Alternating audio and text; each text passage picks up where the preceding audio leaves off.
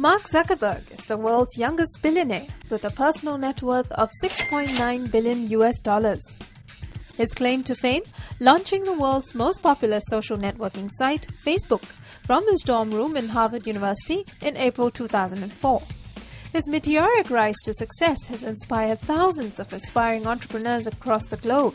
Singapore is no stranger to such tales of rapid transformation. After all, our island nation grew from a tiny fishing port into a modern first-world metropolis in 45 years. The question, though, is, can Singapore produce a Mark Zuckerberg? No. Why not? It's only people from Harvard can come up with the idea. So yeah, no one has the guts to do that. Yeah. Singapore's education, it's quite rigid, so I'm not sure whether Singaporeans will actually have the capability to think out of the box.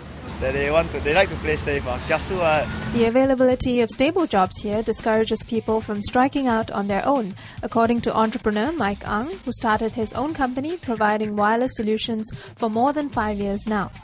Secure jobs. You either work for a GLC or an MNC, right? And there are lots of MNCs in Singapore. Animation expert Feng Zhu has been in the entertainment industry for 12 years now and has worked with big-name Hollywood directors like Michael Bay and George Lucas. He came to Singapore 2 years ago to set up a design school here. He observes that people in Singapore are reluctant to step out of their comfort zones. But in general, I do see that it's kind of like a utopian-ish society here. Everything is perfect. You know, this system is perfect, this seems to be perfect. Everything sort of just works as a machine. Perhaps the fact that Singapore has a tiny domestic market means that Singapore enterprises find it hard to take off unless they go global. Philip Yeo, chairman of Spring Singapore, cited the example of Charles & Keith in an email interview with Razor TV. Charles & Keith, a popular Singapore brand known for women's footwear and accessories, started out as a simple shoe store in Amara Hotel. The business took off when the owners started designing their own shoes and buying materials directly from China instead of wholesalers in Singapore. Now it has 233 stores across the world, with only 24 in Singapore. Darius Cheung, who co-founded 10Cube, a 5-year-old startup that was recently taken over by security giant McAfee in August this year for $15 million, agrees that Singapore can't produce an idea as revolutionary as Facebook because of our small size. They started in North America. They had a model that really they spent a lot of time polishing and making it very smooth and scalable. And then they scale very rapidly within North America, and that gets them probably past the $100 million mark, and then they will expand from there to the rest of the world.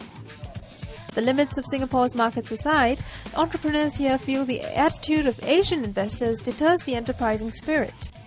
Generally, the US investors, they are looking more at high risk, but with extremely high returns companies. Yeah, so essentially they're looking for companies like the next Facebook and Twitter. While on the other hand, the Asian investors are more conservative. As long as you can provide a decent ROI, maybe 10 times of what they are what they have invested in, they are happy to invest. However, not everyone thinks it's an impossibility for Singapore to nurture the next Mark Zuckerberg.